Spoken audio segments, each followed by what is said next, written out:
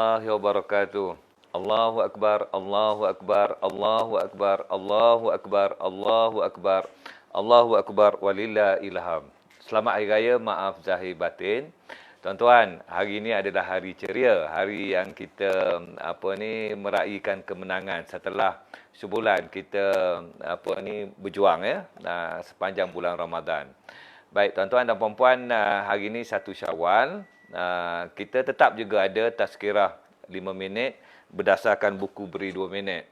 Ramadan ke, tak Ramadan ke, asalkan ada COVID-19, kita jalan terus.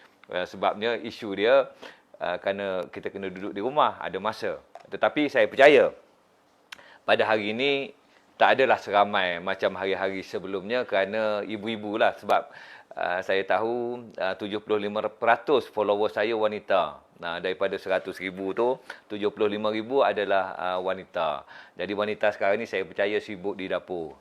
Kat dapur saya tu pun semua ada, menantu ada, Sofia dan Sarah pun ada.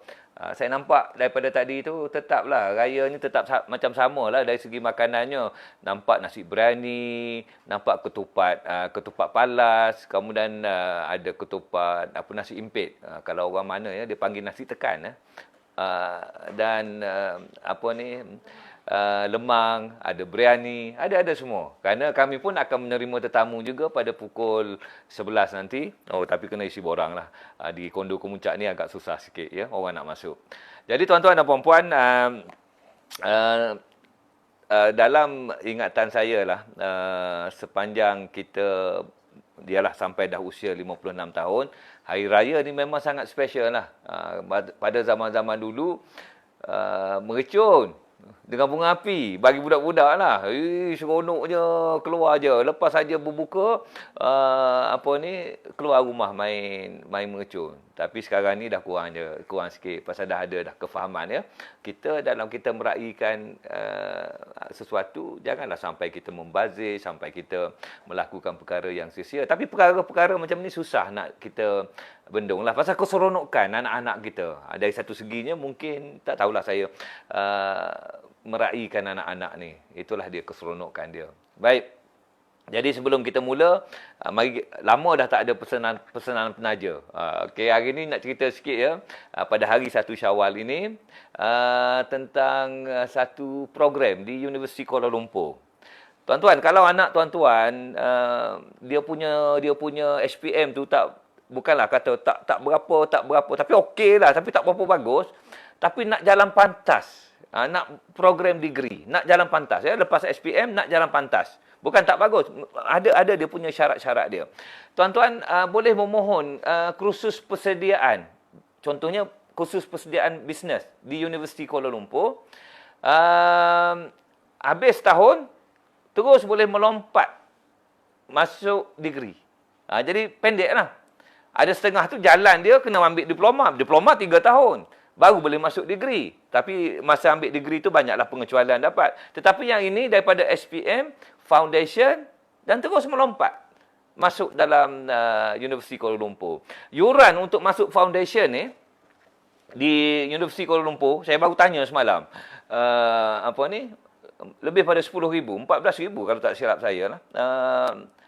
10,000 ke atas lah.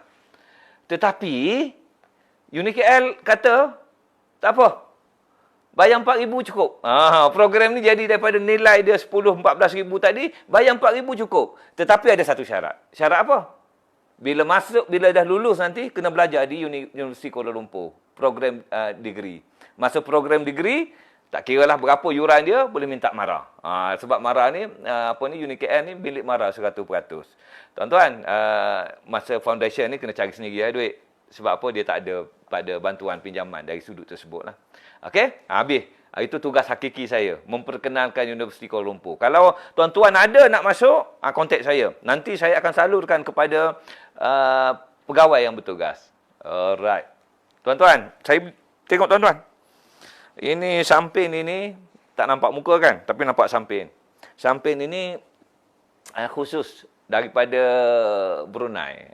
Saya pergi berceramah di Brunei, orang Brunei bagi hadiah samping. Samping ni samping Brunei je ada. Dia ada nama-nama dia ni, tapi semua saya tak ingat je nama apa. Saya ada warna biru, saya ada warna hijau.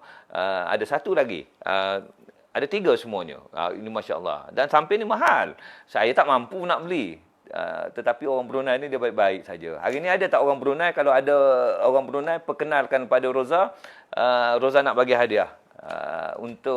Tapi orang bukan Brunei pun tak apa.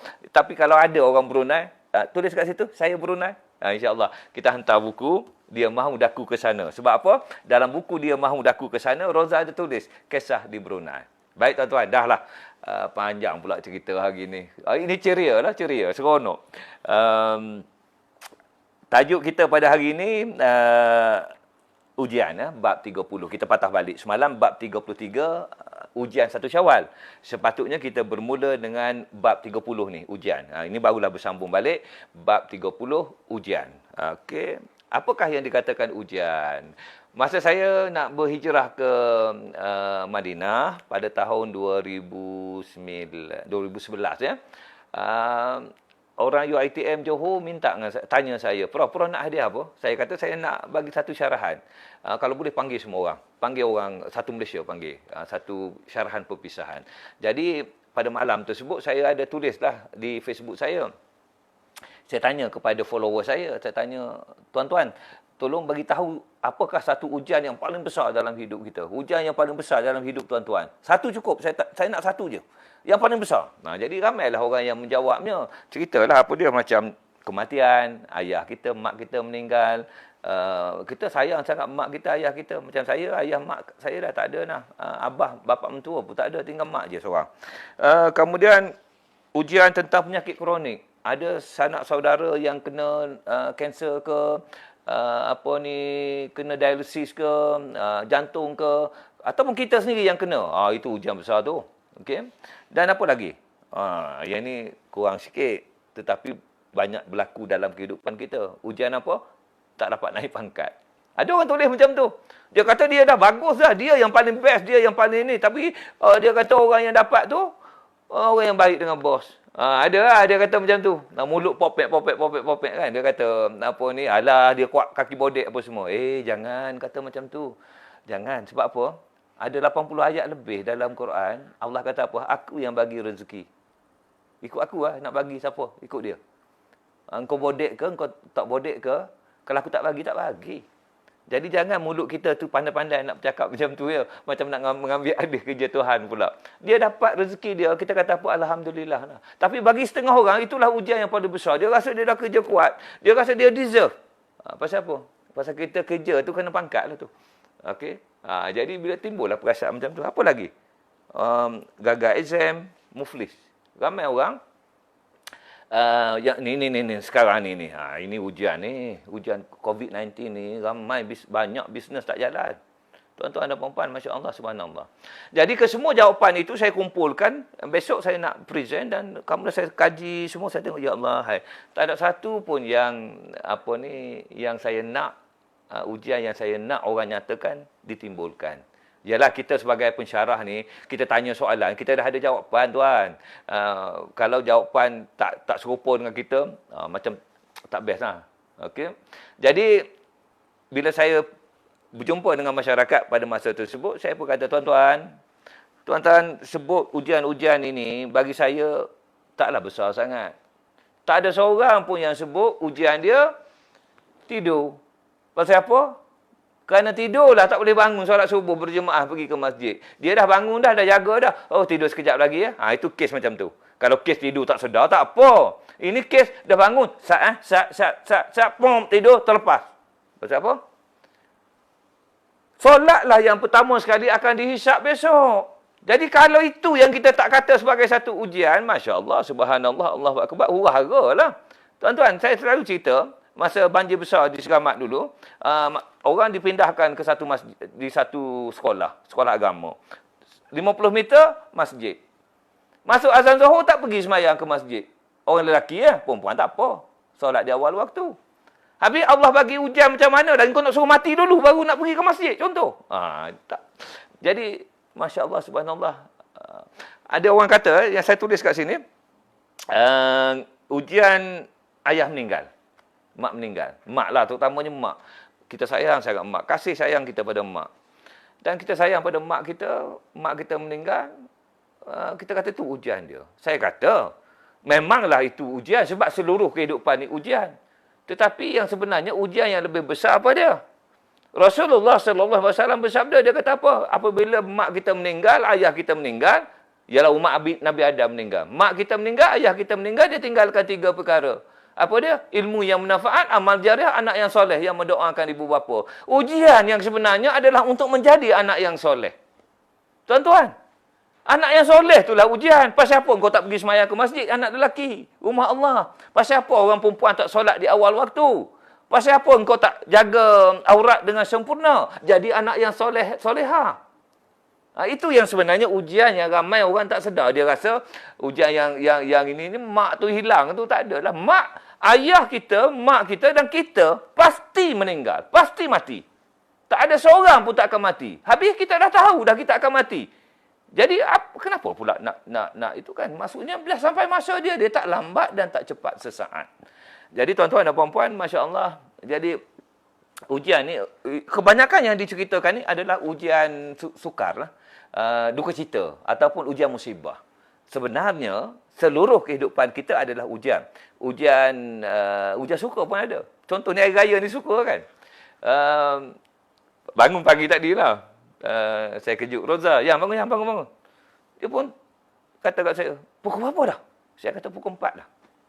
3.45 pada masa tu.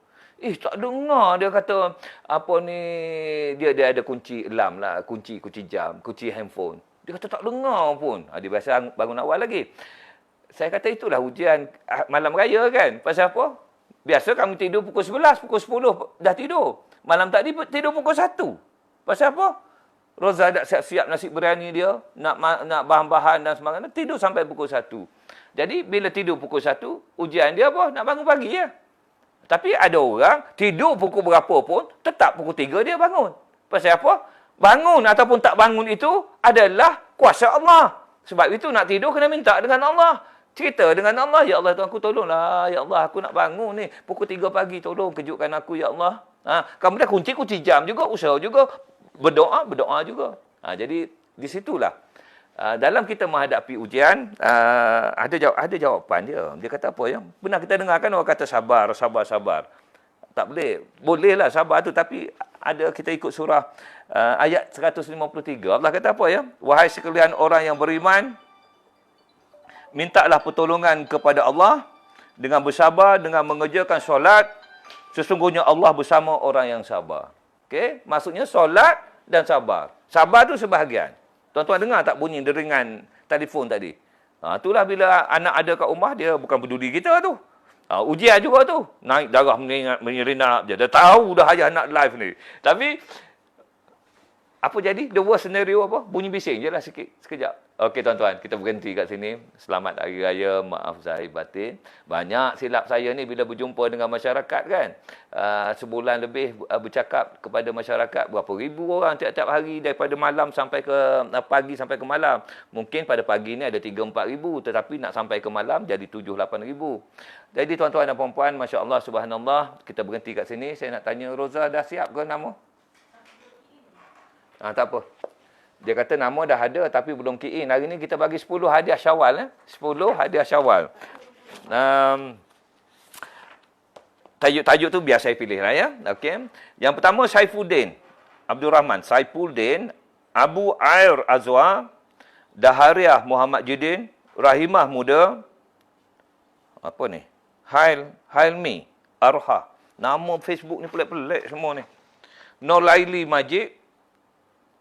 Zuhaimi Zul, Nidal Beti Hasan, Hayri Arya Syahdah, Zulkifli. Okey, Zulkifli MN. Okey. Jadi 10 ni akan menerima hadiah 1 Syawal.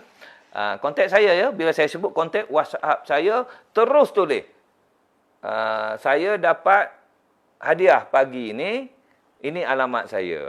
Mudah cerita. Tak payah tulis karangan panjang-panjang. Saya malas nak baca. Panjang setengah orang tulis bercerita tu. Tak usah, tak usah. Untuk khusus, untuk hadiah ni, tulis nama, saya terima hadiah dan ini alamat saya. InsyaAllah, saya akan hantar secepat mungkin pada 27 hari bulan. Baru pos laju buka. Okey? Sekali lagi, selamat Hari Raya Maaf Zahir Batin. InsyaAllah, kita jumpa lagi besok. Assalamualaikum warahmatullahi wabarakatuh.